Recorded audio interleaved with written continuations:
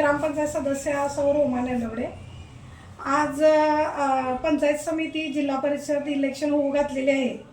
तर आज ह्या इलेक्शन निमित्त आमचे माजी राज्यमंत्री माननीय सतेज उर्फ बंटी पाटील साहेब, तसेच माजी आमदार आमचे लाडके ऋतुराज दादा पाटील, तसेच आमचे गट नेते भैरवनाथ उपनगर विकास आघाडीचे आमचे दादा दिलीप जाधव साहेब, म्हणजे आमच्या 2007ला जेव्हा मी पहिल्यांदा राजकारणात पाय ठेवला, तर 2007ला आमचे दादा म्हणजे दिलीप जाधव साहेब त्यांची भैरवनाथ उपनगर विकास आघाडी, ह्या आघाडीतून आम्ही ग्रामपंचायत सदस्य म्हणून निवडून आलो। 2007 पासून आम्ही पाण्यासाठी खूप प्रयत्न केले, पाचगावच्या जनतेला पाणी मिळावं ह्यासाठी खूप प्रयत्न केले। त्याच माध्यमातून आम्ही फिल्टर हाऊस बांधलं, पाचगाव फिल्टर हाऊस। त्या पाचगाव फिल्टर हाऊसमधून आम्ही गावातील सर्व लोकांना पाणी पुरावं ह्यासाठी खूप प्रयत्न केले, पण पाचगावची वाढती लोकसंख्या, या वाढत्या लोकसंख्येमुळे आपल्याला ते काय पाणी पुरवठा झाला नाही।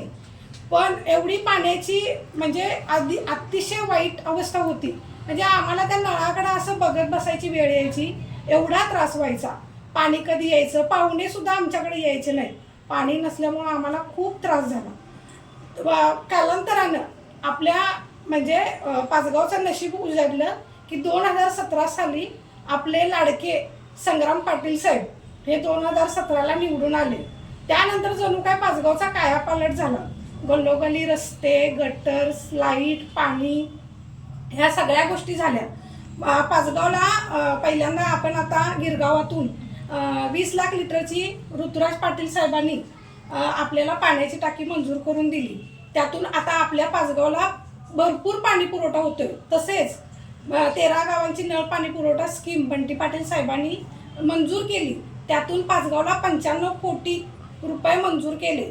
गल्लोगल्ली पाईपलाईन, पाणी, पाचगावमध्ये 6 टाक्या, त्या टाक्यातून शुद्ध पेयजल लोकांना मिळवण्यासाठी खूप प्रयत्न केले। तसेच आपले संग्राम पाटील साहेब आज जिल्हा परिषदला उभारलेले आहेत, त्यांची मूर्ती लहान पण कीर्ती खूप महान आहे। कधीही त्यांना तुम्ही काहीही बोला, अगदी म्हणजे नम्रपणे, नम्रता म्हणजे त्यांच्या अंगात अशी भरलेली आहे। काहीही बोला तुम्ही, अगदी सौम्यपणे उत्तर देणार। इवन ते म्हणजे लोकांचे कार्यक्रम असतील तर त्या हॉलचे भाडे सुद्धा कमी करण्यात त्यांना प्रयत्न म्हणजे मदत करतात। एवढं त्यांचं नेतृत्व चांगलं आहे।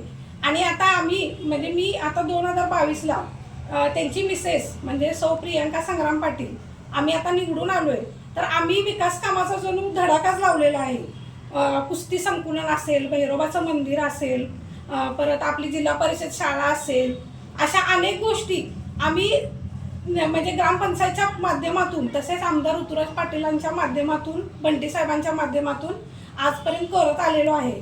आपल्या ग्रामपंचायत पाचगावची जिल्हा परिषदची शाळा ही कोल्हापुरातील शाळे म्हणजे इंग्लिश मीडियम वगैरे शाळेपेक्षाही खूप सुंदर झालेली आहे।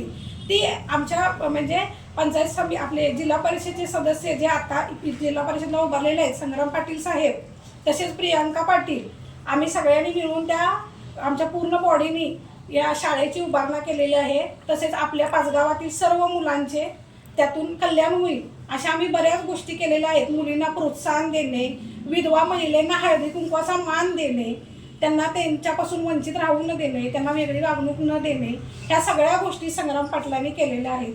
तसेच पंचायत समितीला ज्या आज सदस्य पंचायत समिती उमेदवार म्हणून ज्या उभारलेल्या आहेत, सौ सीमा संग्राम पोवाळकर, ह्या देखील 2007ला आमच्याबरोबर ग्रामपंचायत बॉडीत होत्या आणि आत्ता त्या पंचायत समिती सदस्य म्हणून निवडणुकीला उभारलेल्या आहेत। त्या उच्च शिक्षित तसेच खूप समजूतदार आणि चांगल्या व्यक्तिमत्व त्यांचं आहे।